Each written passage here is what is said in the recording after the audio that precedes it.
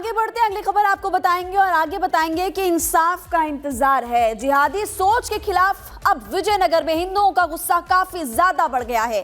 ये गुस्सा अब इतना ज्यादा बढ़ गया है कि वहां के जो स्थानीय हिंदू हैं अब जिहादियों के खिलाफ कड़ी से कड़ी सजा की मांग कर रहे हैं।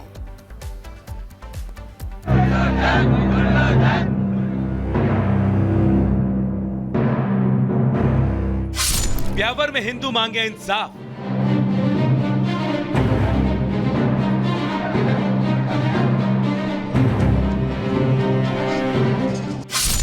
लव जिहाद की साजिश का पर्दाफाश।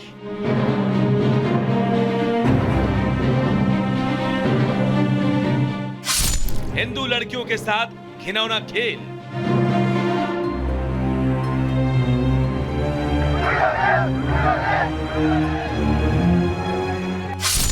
किया ब्लैकमेल, अब जाओ जेल।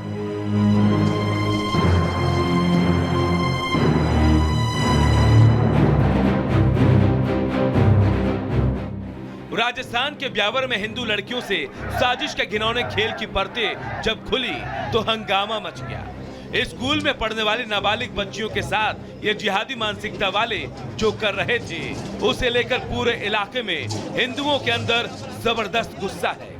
ये गुस्सा अब इतना बढ़ गया है कि अब लोग इन जिहादियों के लिए सिर्फ और सिर्फ एक ही सजा की मांग कर रहे हैं और वो है सजाए मौत।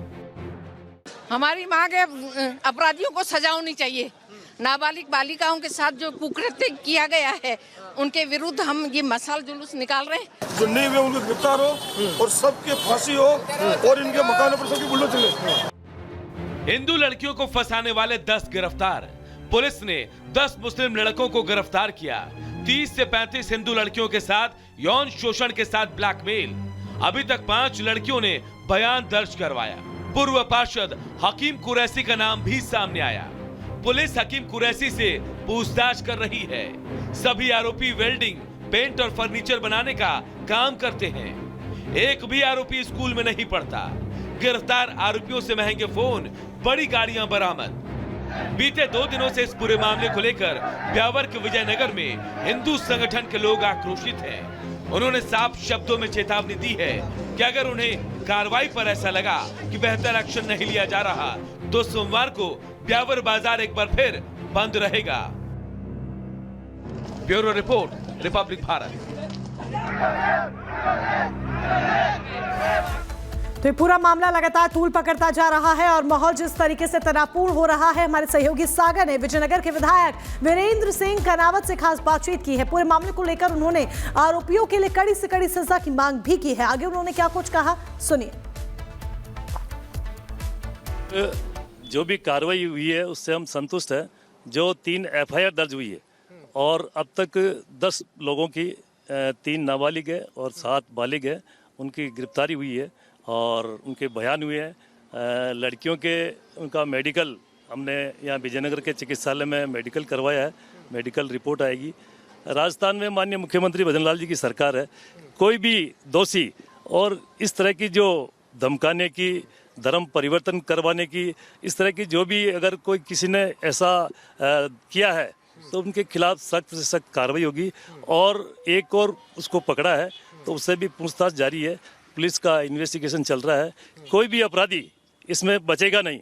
वो चाहे भले हिंदुस्तान के किसी भी कोने में बैठ के चला रहा हो, जहां भी होगा वो सब पकड़ में आएंगे और उनके खिलाफ सख्त से सख्त कार्रवाई होगी।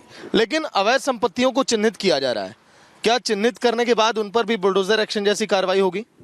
ये जो भी नगर पालिका द्वारा जिनके मांगे हैं, उनके जो भी उनके पास में पट्टे हैं या जिनका वेद है, जिनका क्या है, उनका उनसे 3 दिन में मांगे हैं, वो अपना पक्ष प्रस्तुत करेंगे। उसके बाद में जो भी कानूनन कार्रवाई होगी, जिस प्रकार अवैध निर्माण के साथ में जो कार्रवाई होती है वो उनके साथ भी होगी। क्या लग रहा है कि अभी कितने आरोपी और इस पूरी घटना में शामिल हो सकते हैं? आरोपी जो फिलहाल जितने नाम आए हैं वो करीब करीब सारे गिरफ्तार हो चुके हैं और पूछताछ जारी है। और जो भी नाम खुल के आएंगे, पूछताछ में पुलिस ने वापस रिमांड पे लिया है, तो जो भी खुल के आएंगे और जितने नाम आएंगे उनके साथ कानून व्यवस्था, पुलिस प्रशासन कड़ी से कड़ी कार्रवाई करेगा और न्यायालय तक पहुंचाएगा। माननीय न्यायालय उनको सख्त से सख्त सजा दिलवाने में राजस्थान पुलिस कभी पीछे नहीं हटेगी।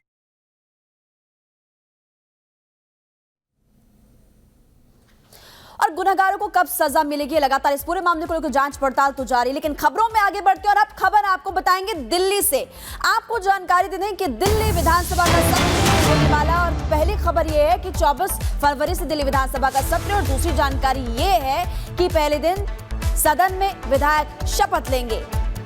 सदन के पटल पर कई विधेयक रखे जाएंगे, और ये भी आपको बता दें कि ये विधानसभा का सत्र बेहद महत्वपूर्ण होने वाला है, क्योंकि ये पहला सत्र नई सरकार का। और ये भी आपको बता दें कि पहले दिन सभी के सभी विधायक शपथ लेंगे, और 25 फरवरी को कैग रिपोर्ट भी पेश होने वाली है। तो दिल्ली विधानसभा सत्र से जुड़ी हुई बड़ी खबर आपको इस वक्त हम बता रहे हैं। 24 फरवरी से विधानसभा के सत्र की शुरुआत होगी।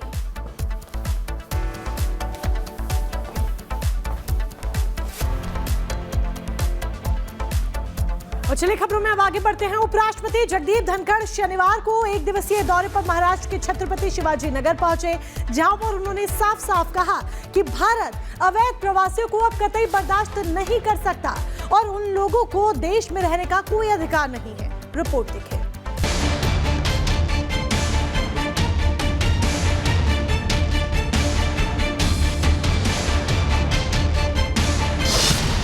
अवैध घुसपैठियों पर उपराष्ट्रपति सख्त। घुसपैठियों का सामान जल्द होगा पैक। उपराष्ट्रपति जगदीप धनखड़ शनिवार को एक दिवसीय दौरे पर महाराष्ट्र के छत्रपति संभाजीनगर पहुंचे। दौरे के दौरान धनखड़ डॉक्टर साहब आंबेडकर मराठवाड़ा विश्वविद्यालय पहुंचे, जहां उन्होंने 65वें दीक्षांत समारोह में बतौर मुख्य अतिथि शिरकत की। समारोह को संबोधित करते हुए धनखड़ ने कहा, हर व्यक्ति का अधिकार है कि वो जिस धर्म का चाहे पालन करे, अपनी इच्छा से कोई भी धर्म अपनाए, लेकिन जब लालच देकर धर्मांतरण होता है तो एक गंभीर चिंता का विषय है। वो लोग कौन है? हमारे उन लोगों को भ्रमित कर, लालच दिखाकर, लोभ देकर उनको ठक्कर मार ले गए।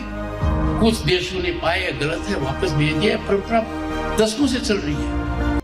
आगे उन्होंने कहा, भारत अवैध अप्रवासियों को अब कतई बर्दाश्त नहीं कर सकता और उन लोगों को देश में रहने का अधिकार नहीं है। हमारे भारत करोड़ों की संख्या में ऐसे लोग रह रहे हैं जिनको यहाँ रहने का अधिकार नहीं है, और वो रह नहीं रहे हैं। वो किसी न किसी रूप में अपनी आजीविका का सर्जन कर रहे हैं। They are making their livelihood here. They are making demand on our resources, on our education, health sector, housing sector. और अब तो बात आगे बढ़ गई है। They are intervening in our electoral process.